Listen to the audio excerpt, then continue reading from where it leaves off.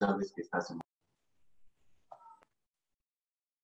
Muy bien, vayan colocando su nombrecito al chat del Zoom y vayan prendiendo sus cámaras si quieren permanecer en la clase, ¿no?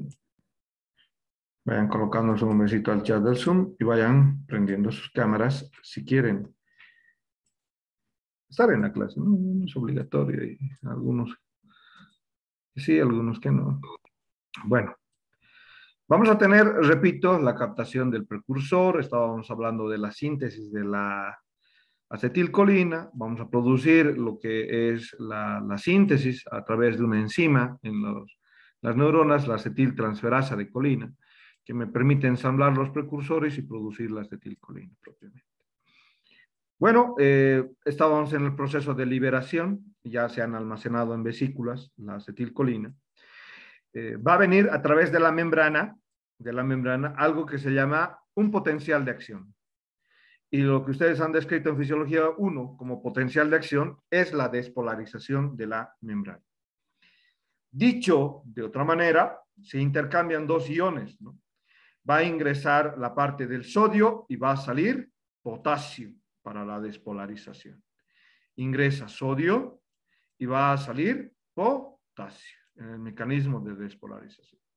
Bien, este mecanismo de despolarización en la neurona permite que uno de los iones responsables de la liberación de todos los neurotransmisores del cuerpo, como es el calcio, ingrese dentro de la neurona.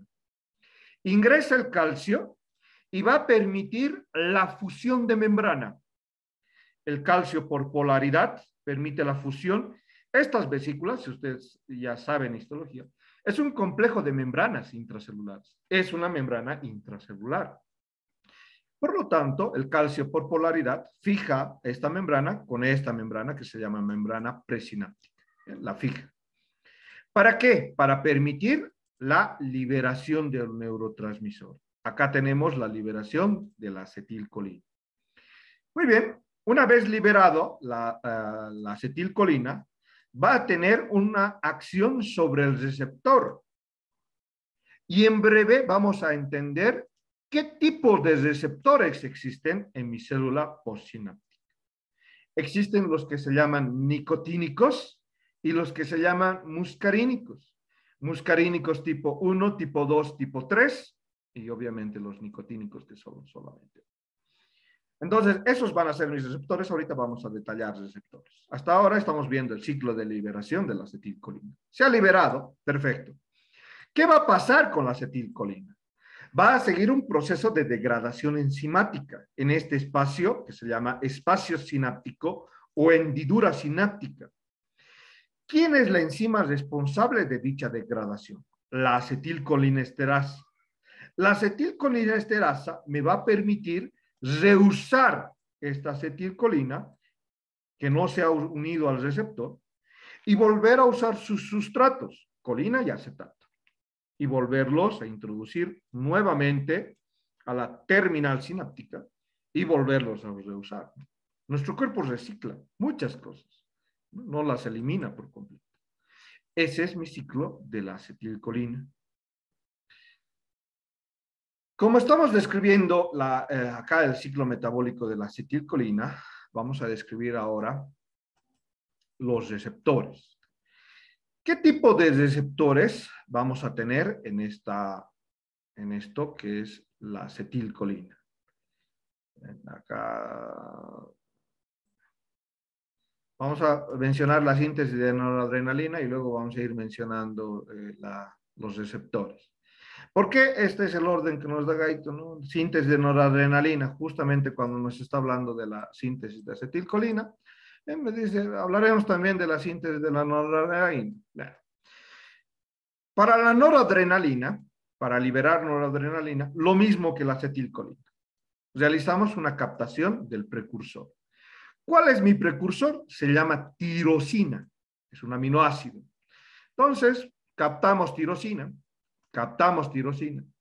Ingresamos justamente por el mismo mecanismo que hemos ingresado colina, que es el cotransporte. Vamos a introducir sodio y vamos a introducir tirosina. La tirosina sufre algo que se llama hidroxilación. La tirosina sufre algo que se llama hidroxilación. Con esa hidroxilación convierto la tirosina en dopa, solo en dopa, con la hidroxilación. La dopa va a sufrir un proceso de descarboxilación para este punto. Acá sufre un proceso que se llama descarboxilación. Eso me faltaba añadir. Descarboxilación. La dopa sufre un proceso. ¿Para qué? Con la descarboxilación voy a tener dopamina. Dopamina. Y la dopamina se transporta hacia las vesículas para almacenarse igual que la acetilcolina. Miren acá. Pero sabemos que hay tipos de neuronas. Unas que se llaman colinérgicas, donde se realiza el ciclo de la acetilcolina. Y otras que se van a llamar adrenérgicas. Por eso dice el término terminal adrenérgico, donde se va a realizar este ciclo de la noradrenalina. Muy bien, la dopamina sufre el proceso va a dirigirse hacia las vesículas. Y en las vesículas, la dopamina sufre un proceso, se llama también de hidroxilación, pero la dopamina, y va a transformarse en esto que hemos dicho, NE. ¿Qué hemos dicho que va a ser en mi presentación NE? ¿Alguien me puede decir?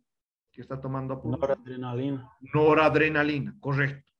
Entonces, estaré almacenando en mis vesículas noradrenalina. Noradrenalina. Hasta ese punto he hablado de la captación, la síntesis y el almacenamiento de la noradrenalina, porque se va a almacenar en las vesículas. Muy bien. Lo mismo que sucede con el terminal colinérgico. Va a venir un proceso, se llama despolarización como tal. Ingresa sodio, sale potasio. Ingresa sodio, sale potasio. Acá. Ingresa sodio, sale potasio. Y se produce la despolarización de la membrana. ¿Qué va a pasar en esta despolarización de membrana? También va a ingresar calcio. Va a ingresar calcio. El calcio es necesario para esta fusión de la vesícula a la neurona, o a la membrana, perdón, presináptica. La vesícula se está fusionando con la membrana presináptica para producir la liberación. Entonces, vamos a tener la acción de esto que son la noradrenalina con los receptores. En la parte del ciclo de la acetilcolina hemos dicho receptores. ¿Qué hemos dicho? Muscarínicos y nicotínicos. Muscarínicos tipo 1, tipo 2, tipo 3. Ahora, anotemos los receptores de noradrenalina. Van a ser alfa 1, alfa 2, beta 1, beta 2, beta 3. Los receptores de noradrenalina van a ser alfa 1, alfa 2, beta 1, beta 2, beta 3. Gracias a este descubrimiento de que existen estos receptores de noradrenalina, puedo aplicar medicamentos efectivos y que solo activen o inhiban uno de estos receptores. Gracias a eso. Muy bien, por eso es importante para farmacología. ¿Qué va a pasar después con la noradrenalina? Vamos a tener tres procesos. Uno, la recaptación. Vamos a tener la recaptación de la noradrenalina. Vamos a tener la recaptación de la noradrenalina a través de transporte activo, usando energía, ATP. Y esa recaptación se realiza por difusión. O podemos tener la destrucción de la noradrenalina, la monoaminoxidasa, una de las enzimas que va a degradar a este neurotransmisor. Bien. Entonces, vamos a tener la catecol o metiltransferasa, otra de las enzimas, catecol o metiltransferasa, que degrada y permite la destrucción de la noradrenalina. Bien. Tenemos, repito, la M indica de la monoaminoxidasa y la COMT, la catecol o metiltransferasa. Metiltransferasa, sí. Esto es la M, es de la monoaminoxidasa y la COMT es de la catecol o metiltransferasa. Bien, metiltransferasa. Entonces, ¿qué van a hacer estos? Van a estar distribuidas en los tejidos, los diferentes tejidos, y van a permitir la distribución. ¿En qué parte de los tejidos? En el colágeno, dice Guyton, ¿no? Va a estar distribuido en el colágeno, en el tejido conectivo. Entonces, eso para tenerlo en cuenta. ¿Dónde están estas enzimas? Y ese es mi ciclo metabólico de la noradrenalina. Muy bien, ya sé cómo se sintetiza un neurotransmisor, ya sé la función, voy a hablar de los neurotransmisores. ¿Qué neurotransmisores tengo? Tengo, perdón, receptores. Hace un momento les describía, tengo receptores tipo nicotínicos y tengo los receptores tipo muscarínicos. ¿Bien? Tengo receptores nicotínicos y tengo receptores muscarínicos. Los receptores muscarínicos van al receptor inactivo y actúan a través de una proteína G. Acá está con el receptor, acá vamos a poner la flecha negra, ahí está el receptor activo, uniéndose ¿a quién? A la acetilcolina, porque este tipo de receptores funcionan con este neurotransmisor, los muscarínicos y nicotínicos. Y permiten la activación transmembrana a través de la proteína G activa, permitiendo desplegar la subunidad alfa de esta proteína G activa y desencadenar actividad dentro de la estructura celular. Uno de los principales actores de la acetilcolina es que está presente, por ejemplo, en la placa motora. Entonces, actúa a través de la proteína G y permite la contracción del músculo esquelético. Es un mecanismo de ejemplo para entender a la proteína G. Otros de los receptores, los nicotínicos, que están presentes tanto en el simpático como en el parasimpático.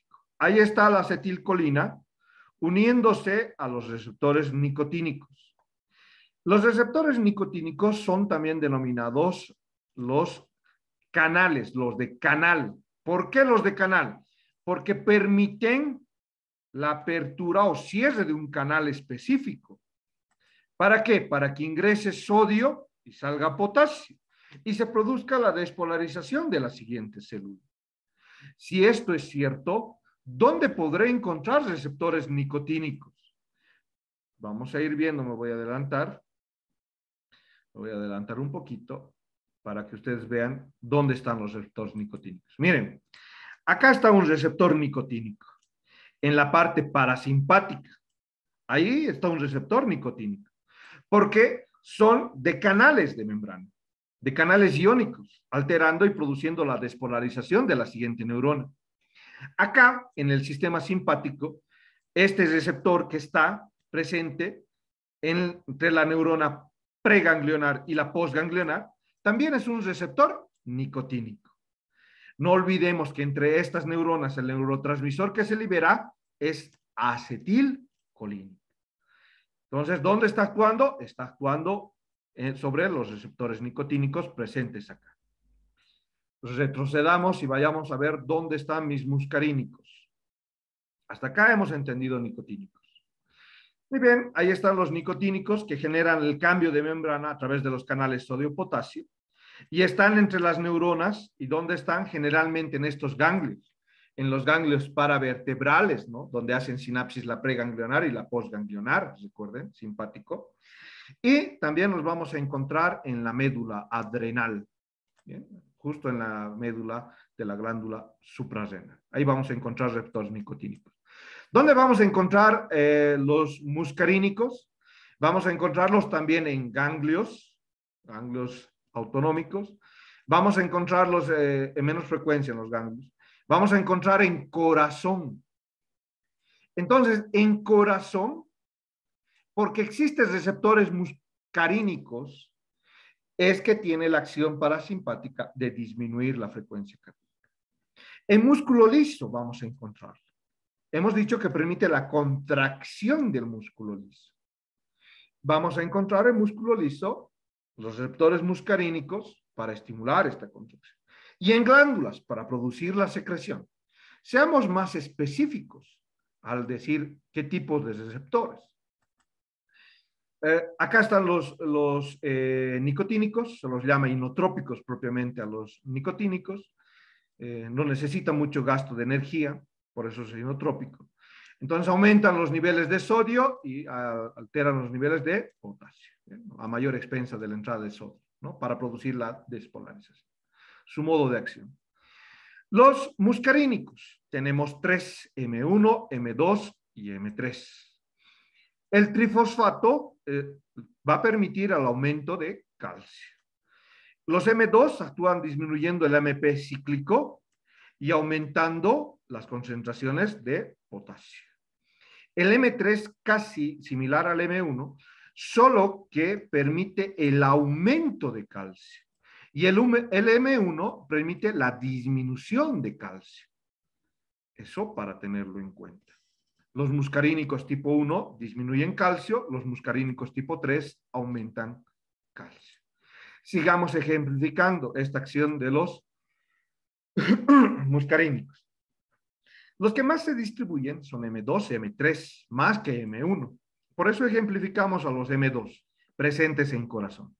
Ya hemos entendido la acetilcolina, la neurona postganglionar, y estamos en este punto, en el enlace a este M2.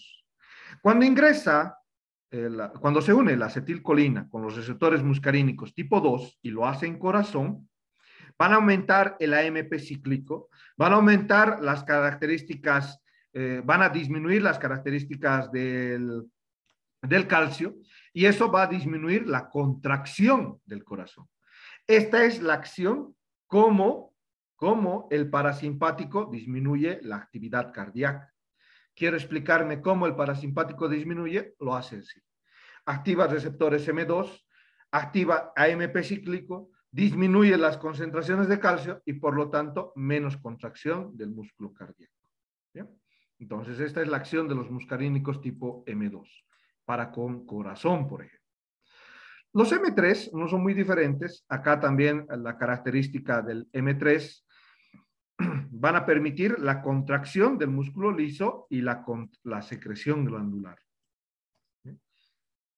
Va a permitir, acá están muchos receptores en muchas partes del cuerpo M3, contrae músculo liso, recuerdan la miosis en la pupila del ojo, ahí está. Van a permitir el broncoespasmo, en pulmón el parasimpático produce la broncoconstricción. ¿Pero a raíz de qué? A raíz de los M3. ¿Bien?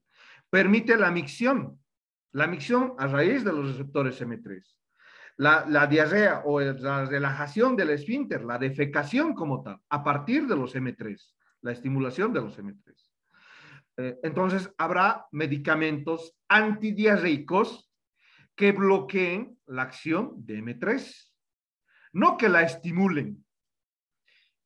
Esa es la base de la farmacología, que va a existir medicamentos que bloqueen la acción de los receptores y otros que estimulen la acción de los receptores.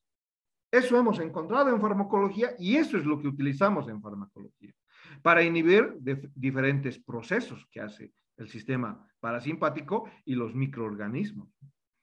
Entonces ya sabemos que disminuye el tono de esfínter, pero ¿quién lo hace? Los receptores M3. Aumenta la secreción de glándulas, lacrimeo, hemos dicho el parasimpático es el que produce el lacrimeo. La salivación, parasimpático. Secreción gástrica, parasimpático, pero a través de los receptores M3. Y la vasodilatación. En algunos segmentos también es responsable por la presencia de los receptores M3. Muy bien, entonces estamos diferenciando la acción de las sustancias y sus receptores. Y estamos aumentando un poco a lo que dice Guyton. ¿Por qué? Porque es necesario entender este tema con estos receptores. Ahí está. ¿Dónde tenemos Doutor, nicotínicos? Les decía, en músculo esquelético. ¿Alguien me quería preguntar algo? doutor, eu vi que algum não produzia óxido nítrico. Qual Sí, seria? M3. M3. M3 produce la vasodilatación por generación del óxido nítrico. ¿Bien? Entonces se estimula M3 y por la acción del óxido nítrico en respuesta a M3 se produce la vasodilatación. ¿Bien? Gracias. ¿Qué vamos a tener de estos receptores? Vamos a tener esto. Los nicotínicos, a nivel del músculo esquelético, ¿no? Vamos a tener receptores nicotínicos. A nivel de los ganglios autonómicos, vamos a tener de la misma manera estos receptores. A nivel del músculo liso y glándulas, ahí lo que estábamos hablando de los muscarínicos M3, y a nivel del corazón, muscarínicos tipo M2. Bien, para entender la farmacología es muy importante llevar estos conceptos de los receptores. Vamos con la parte simpática y la acción de los neurotransmisores. Hemos dicho NE va a ser noradrenalina. Y ahora E, de ahora en más, voy a utilizar para la adrenalina. Bien, la abreviación E para la adrenalina. Mis receptores, ¿cuáles van a ser? Adrenérgicos, los que van a responder tanto a la noradrenalina como a la adrenalina como a la noradrenalina. Y mis receptores, ¿cuáles van a ser? Alfa 1, por ejemplo. Algunos de los vasos tienen estos receptores. El efecto de estimulación va a producir la vasodilatación. El corazón, el marcapaso, tiene un efecto a nivel de los beta 1 y produce el aumento de la frecuencia cardíaca. El pulmón tiene, el bronquio propiamente, beta 2. Y los beta 2 son los que responden para producir ese mecanismo de broncodilatación. Broncodilatación que hace el simpático. Bien. Acá esto tiene que quedar claro. La noradrenalina estimula receptores alfa 1, alfa 2 y beta 1. Repito el concepto. La acción diferencial de la noradrenalina es que estimula alfa 1, alfa 2 y beta 1. Su libro nos proporciona esto. ¿Por qué? Porque hay la característica de un recuadro, ¿no? Donde nos indica esta característica. Muy bien. La adrenalina produce también la estimulación de todos los receptores. La adrenalina. Alfa 1, alfa 2, beta 1, beta 2. La adrenalina produce ese efecto. Estimula receptores alfa 1, alfa 2, beta 1 y beta 2. Algunos de los ejemplos para dicha estimulación. Alfa 1 contrae las arterias. Alfa 2 enlentece la digestión, lo que hemos mencionado al inicio de la clase, al hablar del sistema simpático. Beta 1 estimula el corazón, aumenta la frecuencia cardíaca, que era la acción del simpático. Y beta 2 que dilata los bronquios. No son los únicos neurotransmisores. Vayamos a entender esta vía de acción. Acá estamos entendiendo la acción de los nicotínicos, los muscarínicos. Los muscarínicos en diferentes efectores y la acción, ¿no? Disminuir la frecuencia cardíaca, contraer el músculo liso y permitir la secreción de glándulas. Los adrenérgicos, los efectores, corazón, por ejemplo. Aumentar la frecuencia cardíaca, disminuir la contracción de músculo liso y disminuir la secreción glandular. La acción simpática mediada por este neurotransmisor, noradrenalina. Muy bien, este concepto también se lo van a llevar a la tumba. Generalmente los alfa son excitadores. Donde encuentres receptores alfa, voy a hablarlos como excitadores. Generalmente. Y por eso lo he puesto en grande, excepción. Donde son inhibidores los alfa en el tracto gastrointestinal. Repito, un concepto. Los alfa generalmente son excitadores. Contracción de músculo liso, vasoconstricción, contracción de esfínteres, la contingencia fecal y la contingencia urinaria, producida por la noradrenalina. Bien, entonces ahí está. Pero la excepción son los inhibidores que hay a nivel del tracto gastrointestinal. Bien, los inhibidores. Vamos a tener beta inhibidores. La mayoría de los betas son inhibidores. ¿Por qué? Porque van a producir, primero, relajación del músculo liso, donde estén presentes.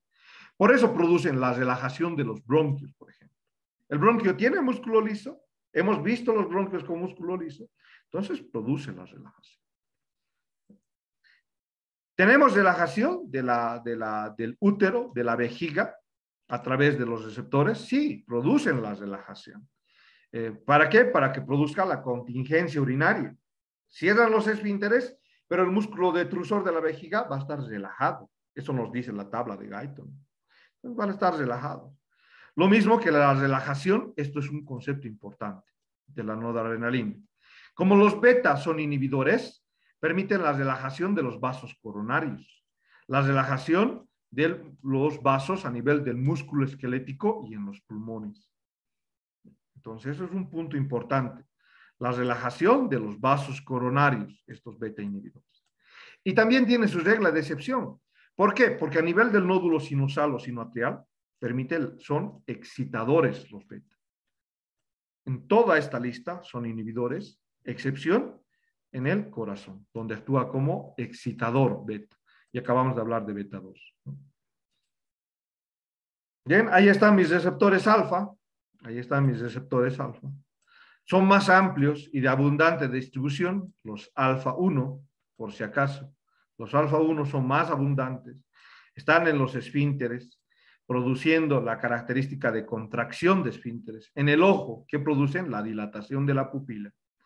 Y están menos frecuentes o en moderada distribución en las terminales nerviosas, en músculo liso, ¿no? Disminuyendo en páncreas la producción de insulina o la secreción de insulina. Y los beta, beta 1, beta 2, beta 3, ahí, beta 1 que responde de la misma manera a la adrenalina y a la noradrenalina. ¿Dónde lo tenemos? También tenemos en la característica de corazón beta 1, aumentando la frecuencia cardíaca. En las células yuxtaglomerulares del riñón, produciendo renina. Eso que les cree, claro, van ahí producen renina en las células yuxtaglomerulares. Los beta 2 son abundantes inhibidores en bronquio, en hígado, en vejiga, relajando al detrusor, relajando el útero, relajando los vasos coronarios, los vasos de músculo esquelético. Y B3, que son más escasos, actúan sobre el tejido adiposo, produciendo la lipólisis. No nos olvidemos que el simpático es catabólico y gasta energía. Entonces, una de las funciones en receptores beta 3, ubicados en tejido adiposo, me ayuda con la termogénesis, ¿no?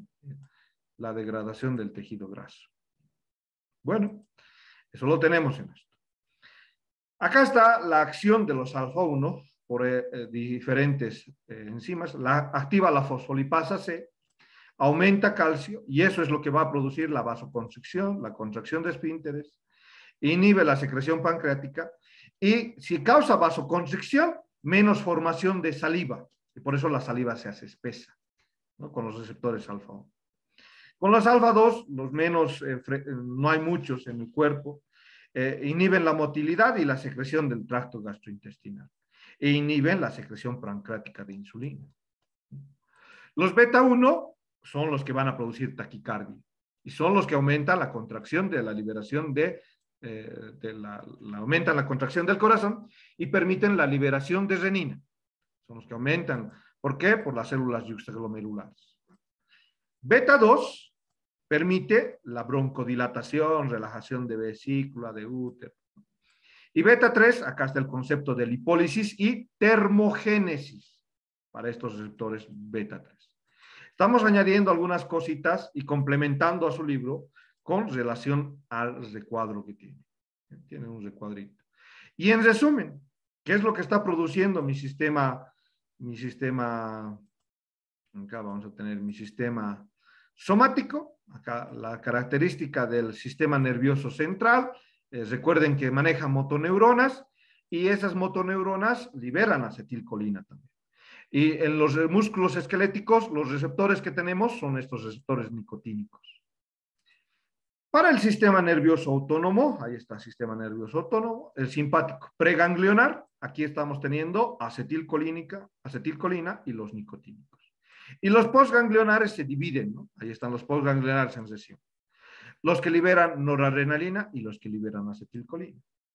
Hemos dicho, el 5% del simpático postganglionar, para este resumen, van a mis glándulas sudoríparas, ¿no? El único 5% que le hemos dicho.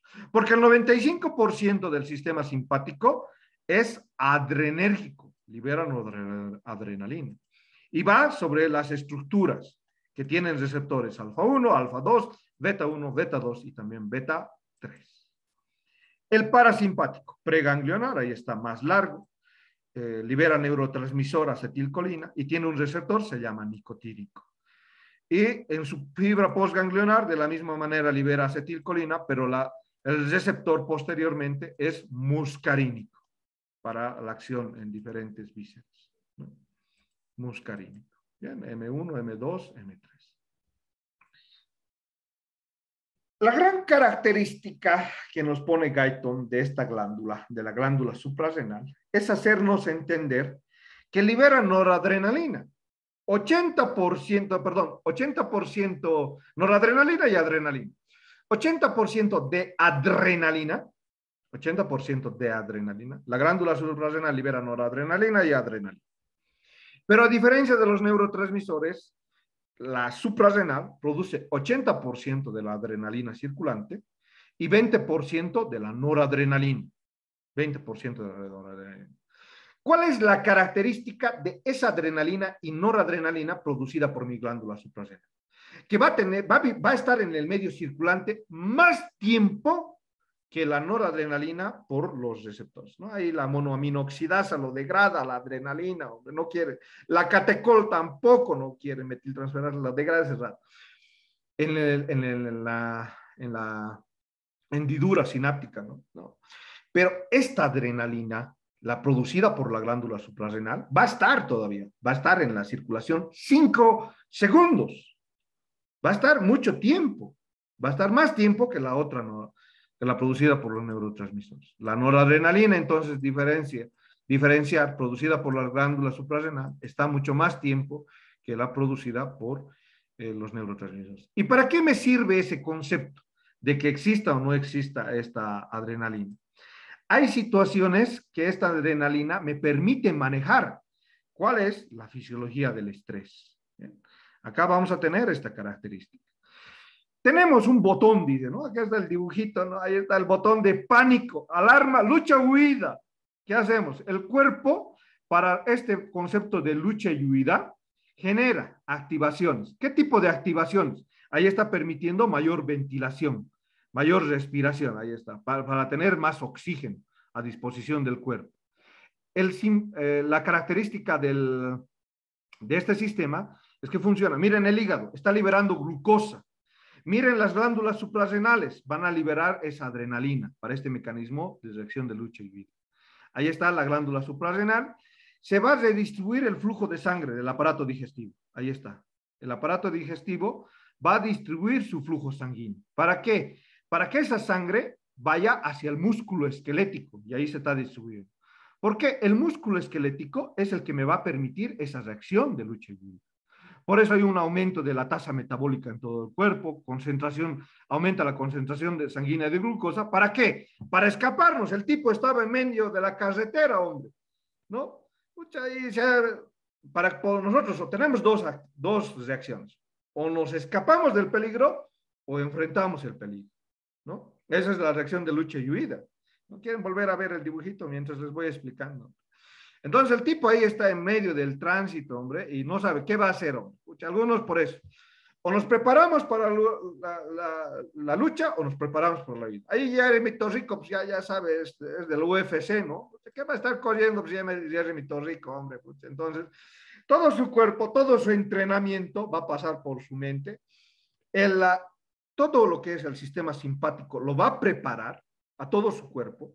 El sistema pulmonar con mayor oxígeno, más glucosa en el cuerpo. Y justo Guyton me da una lista, ¿no? Me dice toda una lista de eventos. Me dice aumento de la presión arterial, del flujo sanguíneo, tasa metabólica, concentración sanguínea de glucólisis por el hígado, aumento de la fuerza muscular, aumento de la actividad mental.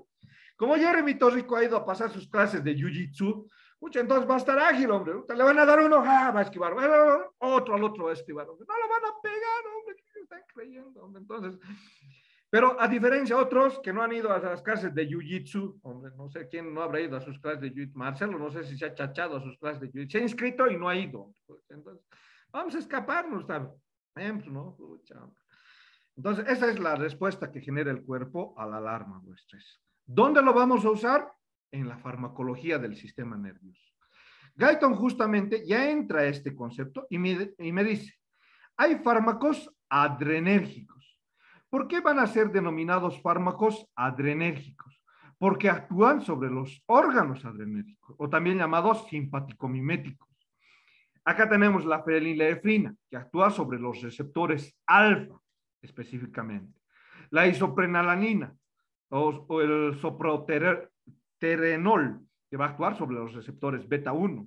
El salbutamol, que va a actuar solo sobre los receptores beta. El más usado de estos, el salbutamol. ¿En qué pacientes usamos? En los pacientes asmáticos. Me interesa que active beta 2, no beta 1. No me interesa acelerar el corazón. Me interesa que se abran las vías aéreas, que sea broncodilatador, ¿no?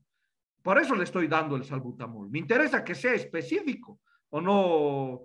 ¿Dónde está? A ver, Leonardo o Beatriz da Silva. ¿Me interesa que sea específico o no? No preferiría que un fármaco sea que tenga menos efectos secundarios, Beatriz da Silva. Sí, tiene que ser específico. Exacto, así como el salbutamol, tiene que ser específico. Entonces, solo para los receptores beta para producir esa broncodilatación. Bien, vamos con otros que producen la liberación de la noradrenalina, la tiramina y las anfetaminas. Por eso se drogan, ¿no? Las anfetaminas. No sé quién ha visto esa serie de Netflix, hombre. ¿No? ¿Han visto esa serie de Netflix? ¿No han visto? Entonces tienen que ver. Breaking Bad. ¿Qué se llama?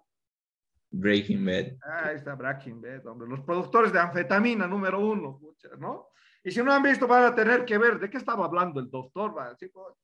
Cuidado que digan, ¿no? El doctor nos ha dicho que veamos. No. Hay que medir las palabras. Entonces, las anfetaminas producen liberación de adrenalina.